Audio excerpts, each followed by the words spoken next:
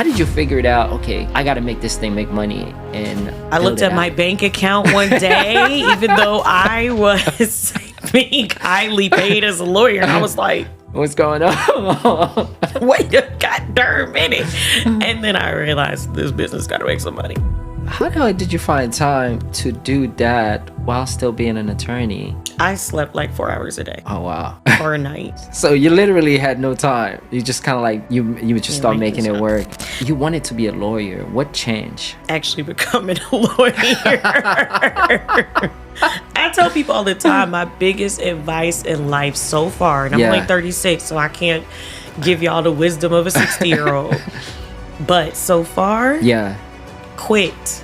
Like, I hate when people are like, oh, face. So you created yellow pages for black people? Just in my Google spreadsheet. You wanted to be a lawyer. What changed? Actually becoming a lawyer. I tell people all the time, my biggest advice in life so far, and I'm only 36, so I can't give y'all the wisdom of a 60-year-old. But so far, quit. Like, I hate when people are like, oh, we don't like quitters and blah, blah, blah. I'm like, bruh, why would you double down on something that does not bring you any joy, that you do not like to do, just because you've invested time and energy into it so far? I could have continued to be a lawyer for the next 50 years and been miserable. Why would I do that? Like, wow. Okay, I did it. I didn't like it. Yeah. Do something else. I think that's fascinating because we look at, growing up, they tell us, always give your all in whatever you do, right? Either business, family, marriage, whatever. But the word quitting always make you feel like you're failing, What's your thoughts on that? It definitely is supposed to make you feel bad. Yeah. And I'm like, fuck that. You know what feels bad is doing something that you hate for decades just because you think you should. That feels bad. Like, that's true. I have no idea when the Lord is going to take me out. So until then, I'm going to try my best to at least enjoy. I mean, we live in hell anyways. Look at our administration. Look at what's going on around us. We ain't got no ozone layer. Like, the price is too damn high for everything. Not just rent. We live in Donald Trump's America. You mean on top of that, you want me to be in a career that I hate? Nah, can't do it. And I'm glad a lot of people doesn't have that strength to make that shift, but you did. So congrats on that. And you went and started a Google Sheets business. Like that when I heard that was crazy, but it was super smart. So tell us that story. I was at a big law firm. Mm-hmm. My thought process was I was going to become a U.S. attorney. Okay. Just like on TV. Once you start practicing law, you realize nothing is like it is on TV at all. Everything is a lot more boring. But I thought at least I can focus on criminal justice reform from the inside and be able to have some impact, which I do not believe is even possible at this point. But I was clerking for a judge. Yep. I was doing this 1 year long clerkship.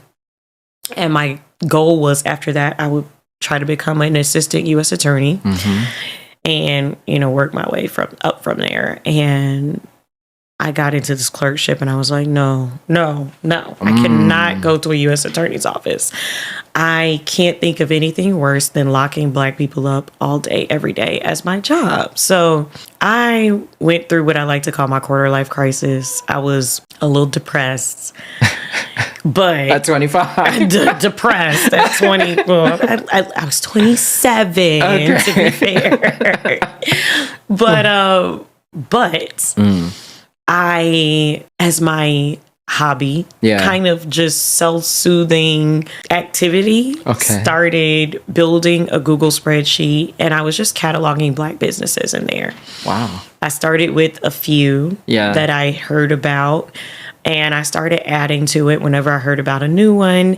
And then it became my like mini escape. Wow. So I just started researching different businesses and adding to it. And my thought process was work sucks and I'm just seeing Black people go to jail and prison all the time. How do I do a little something for the Black community when I can? Wow. I'm like, okay, at the bare minimum, the very least I can do is spend my money with Black owned businesses and try to empower some of us who are trying to do something different and trying to impact the world. You know, exactly. So that was my goal. Like, I just want to buy Black. I just want to make it easier for myself so I can refer back to my spreadsheet when I'm looking for something. And then I started telling family and friends about it. And then they were like, oh, you got anybody that does this? Or you know anyone who has toothpaste? So you created a yellow pages for Black people? Just in my Google spreadsheet. Wow. And then it got a little overwhelming that people were asking me about it so much that I was like, oh, this could actually be something. So I built it into a website and then we just kind of went from there. Everything was very fortuitous. So it was me being extremely focused and also being in the right place at the right time. I want to go a little bit deeper here, right? Because from my experience, attorneys, they work crazy hours. So how the hell did you find time to do that while still being an attorney? I slept like 4 hours a day. Oh, wow. Or a night. So you literally had no time. You just kind of like, you would just start making it work. You know? People make things work all the time, especially Black people. Yeah, we are the resourceful, literal kings and queens and theys and thems of making it work. Like, we gonna make it work. We're gonna 100%. Find a way every way. So, I mean, I am not comparing myself to what our ancestors went through at all because it's completely different. But you're talking about, we had enslaved people who were living under some of the harshest conditions, being worked involuntarily all the time. For centuries. And still, many people found a way to do additional work for the smallest amount of pay to eventually purchase their freedom and purchase the freedom of family members. Like, we have been doing the impossible for centuries. So me finding some time to work on my Google spreadsheet and then work on my business on the side when I was being a lawyer, I won't say it was nothing, but it's what we were bred to do. But you took it deeper, though. You literally, from my understanding, you built it into a real, actual business. Yeah. So what was that business model that made it work? And how did you even, because I meet a lot of lawyers, they're very focused on that profession, but not like, they might have a side hustle, but probably not making any money. How did you figure it out? Okay, I got to make this thing make money. And I looked at my bank account one day, even though I was being highly paid as a lawyer, and I was like, what's going on? Wait a goddamn minute. And then I realized this business got to make some money. Like, I can't just pour all my money into it. It got to make some money. So I tried out different things. I think that's the thing, like trial and error, figure out based on who your customers are, what they really want. And we started doing some merch, and we just I literally talk to people, test it, different things to put on our shirts and our mugs and all this stuff. And we ended up using the phrase doing dope Black things. That was like our catchphrase all the time. I like that. Doing dope Black things. So I had it on mugs, I had it on shirts. And it's so crazy because the Nihilist was sold in 2021. That was the name of my first company. Wow. And that's around COVID. So you launched this business I launched the first product March 1st, 2020. Right before COVID. Literally, right before. That's perfect timing. I still, I see people I know doing dope Black things, t-shirts. I just went to Chicago last month. I stayed with my friend. Wow. And she had her doing dope Black things mug. And I was so dope. You still got that mug. It's so fun to just see something that you created, and people rocked with it. And then we launched subscription boxes. So we did a quarterly subscription box. We would curate a mix of different Black owned products. And I was traveling with my mom literally this weekend, and she pulled out, I was like, do you have any lotion? She was like, oh, I got this little balm. And she pulled out, I'm like, didn't I get it to you? She's like, yeah, it was in my Nihilist subscription box. That's amazing. I was like, bruh, we really did something. I have a webinar that I'm actually running later on today. And I was posting about the webinar this week. And I was part of what I'm doing is talking to people about how to fund your business without investors. Let's talk about that. Right.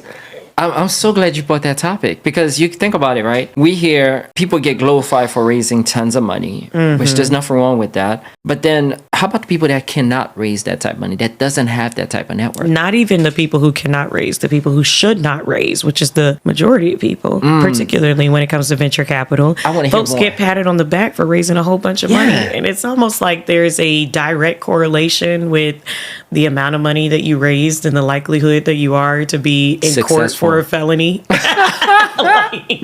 They say like the Forbes 30 under 30 list is how you know who's going to be committing white collar crimes. And it's so true. Like, oh man, raising money does not a business make. Yeah, I'm glad you said that, because you hear, oh, I just raised $100 million. But how much sales did the business actually do? Beyond sales, if you raised $100 million and people who are investing in you are expecting that you're going to multiply that money, you better build not even $1 billion business, because that's only a 10x, and they want more than that. You need to be building a $5 billion business in order for that raise of $100 million to make any kind of sense at all. And the chances are you're not going to do that. So most likely